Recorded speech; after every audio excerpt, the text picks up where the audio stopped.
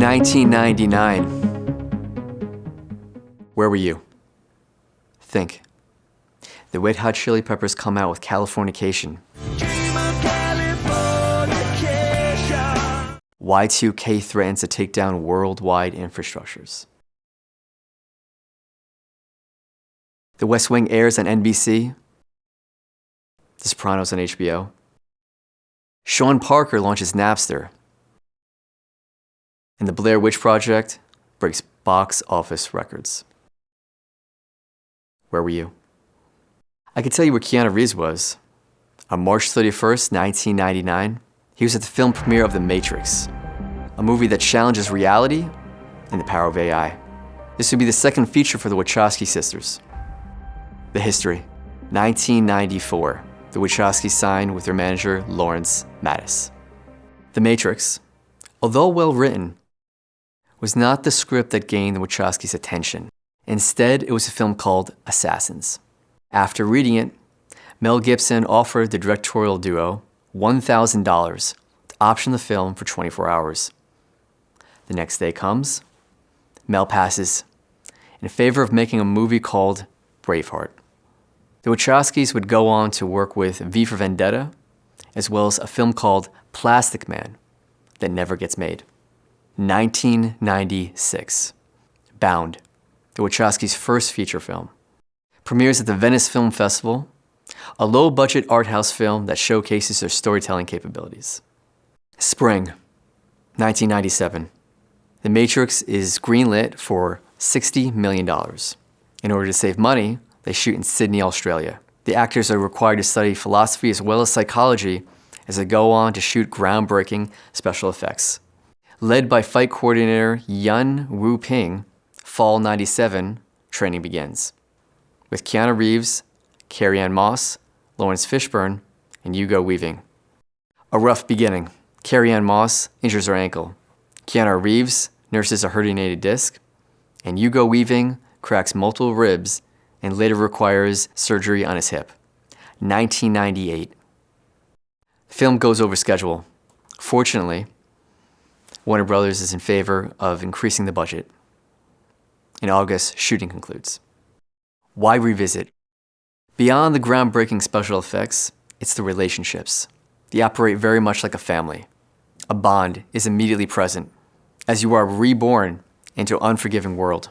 Trust is crucial. Relationships that operate like husband and wife, brothers, and father and son. I appreciate the question, what is real?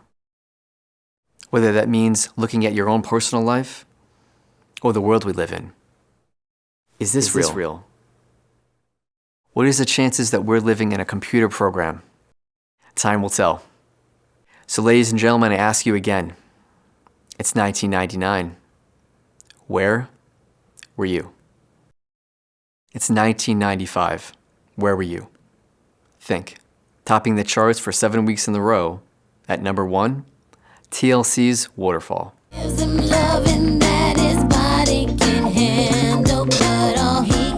Radiohead comes out with the album The Bends. The San Francisco 49ers win the Super Bowl. Two receivers near side. Joe back to throw. Steps up. Throws. Out here. New Jersey Devils win the Stanley Cup. Championship to New Jersey.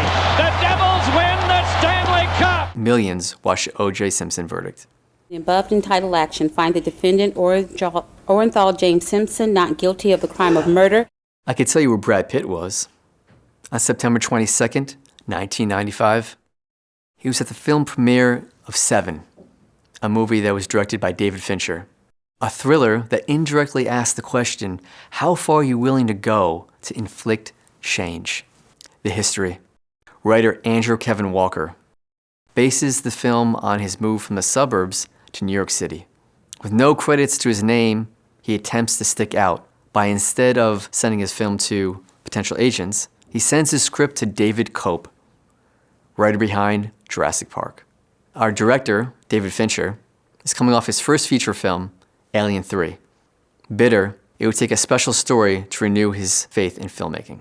Call it fate or luck, but when New Line Cinema reaches out to David Fincher, they accidentally send the wrong script. Let me explain. When New Line was first looking for a director, they contacted Jeremiah Checkett, the director of National Lampoon's Christmas Vacation. Upon reading the script, he requested that the famous ending be removed. Unable to see eye to eye, Jeremiah eventually departs the project. Now New Line reaches out to David Fincher, except they sent the original script, the one with the famous ending. After sending the original version, they send Jeremiah's version. David and Brad Pitt stay firm on their decision. They're willing to take on the project, but only with the famous ending. So why revisit? Change. Are you willing to risk your personal life? After being subjected to a life of crime, are you willing to have a family of your own? So ladies and gentlemen, I ask you again, it's 1995. Where were you? The 90s is not over. More films to come.